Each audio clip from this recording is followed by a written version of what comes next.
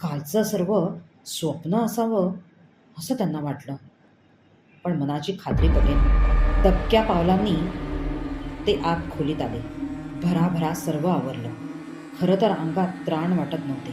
म्हातारीची चाहूल लागली. ती खूपच नॉर्मल होती.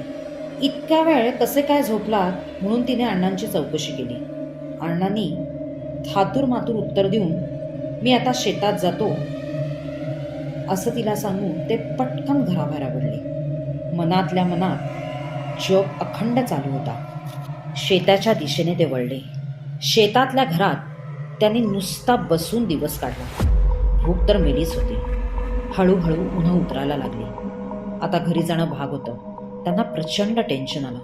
कसं बसं जड पावलांनी ते घरापर्यंत आले. वाडीच्या फाटकाजवळूनच त्यांनी अंदाज घेतला.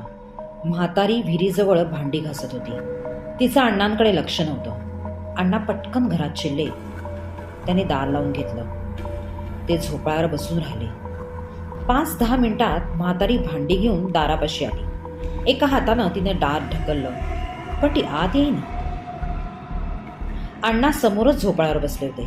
अण्णांनी थोडं धाडस करूनच तिला आत यायला सांगितलं. तर अचानक तिचं रूपच बदललं. तिने हातातली सगळी भांडी फिरकवली. पाय आपटू लागली. जोर जोरात ओरडू लागली.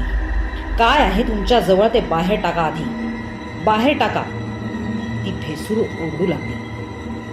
स्वतःचेच केस ओढू लागले. तुला समजत नाही का रे? बाहेर ये, मग बघते. तुझ्याजवळ जी वस्तू आहे ती बाहेर काढा. ती रागाने येरझाऱ्या घालू लागली. तिचा येरझारा घालण्याचा स्पीड एवढा होता की कल्पनाच करू शकत नव्हती. अण्णा प्रचंड घाबरले होते, पण तरीही स्थिर राहण्याचा प्रयत्न करत होते. तिचं हे सगळं रूप भयानक होतं. तिचा चेहरा प्रचंड भेसूर दिसत होता. खिडकीच्या गजावर ती डोकं आपटू लागली. ते गज ती जोरजोरात हलवू लागली.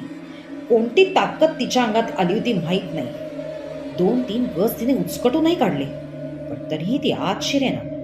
1-2 तास तिने हा थैथयाट केला. थांब थांब, बघतेस तुझ्याकडे असं म्हणून शेवटी रागाने वाऱ्याच्या वेगाने ती वाडीचे फाटक उचकटून बाहेर पडली. अण्णा कितीतरी वेळ तसेच बसून होते. डोकं सुन्न झालं होतं. थोड्या वेळाने बळ एकवटून ते उठले. आज जाऊन देवाजवळ त्यांनी दिवा लावला व तसेच परत ते बाहेर पडले. रस्त्यावर आल्यावर त्यांचं आजूबाजूला सतत लक्ष होतं. कुठूनही पटकन ही म्हातारी समोर येऊ शकत होती. वाटेत भेटणाऱ्या सगळ्यांना फक्त हात हलवून नमस्कार करत ते भराभर वैद्यांच्या वाडीपाशी आले. वैद्यही जणू काही त्यांची वाटच पाहत होते. दोघे जण पटकन आत खोलीत आले. अण्णांनी सर्व हकीकत वैद्यांना सांगितली. वैद्यांनी त्यांना शांत केलं. एक काढा दिला. काढा प्यायल्यानंतर अण्णा थोडे शांत झाले. वैद्यांना सगळं विचारलं. त्यावर वैद्य म्हणाले, तू सकाळी शेतात न जाता माझ्याकडेच आलास हे बरंच केलंस. तुझं बीपी खूपच वाढलं होतं.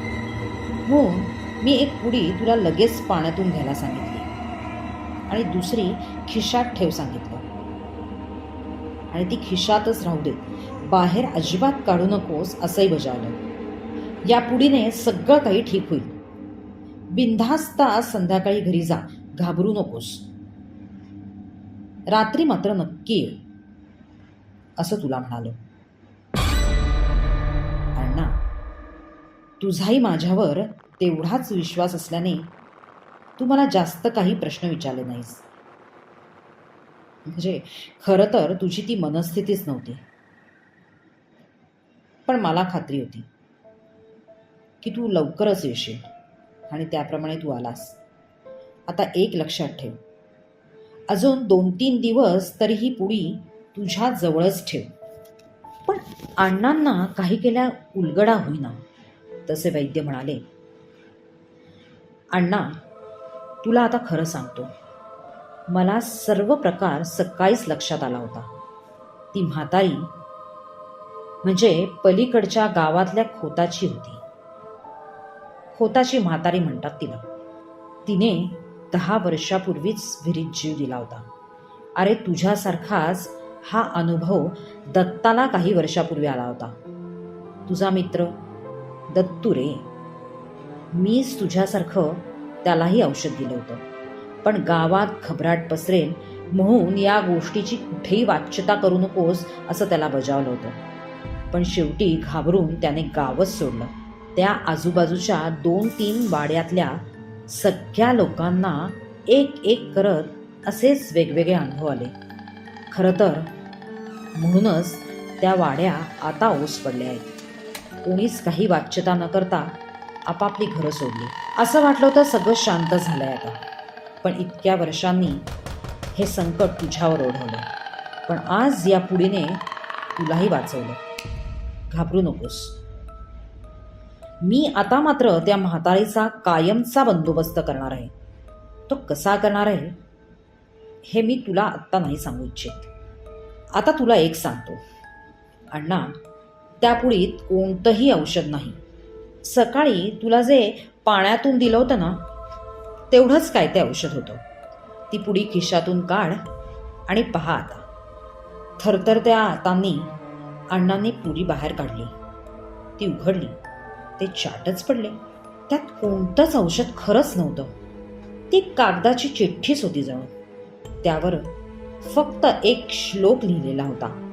त्या श्लोकात असलेल्या एनर्जीमुळे ती बाई आत येऊ शकत नव्हती आणि तुझ्याजवळ काय आहे ते काढून टाक असं सारखं म्हणत होती. त्या श्लोकामुळे आणि रात्रीपासून करत असलेल्या नामस्मरणाने अण्णा वाचले होते. अण्णांच्या डोळ्यात पाणी आलं. त्यांनी वैद्यांना नमस्कार केला. ती पुडी म्हणजेच तो श्लोक परत खिशात ठेवून ते वैद्यांच्या घरातनं बाहेर पडले. वेशीवरच्या मारुती जवळ आले. मारुतीला नमस्कार केला.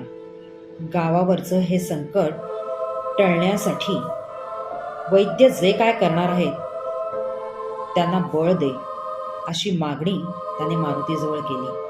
पण आता त्यांना जरा हलकं वाटलं होतं. मारुतीच्या पारापाशी बसलेल्या लोकांमध्ये ते थोड्या वेळ घुमवले.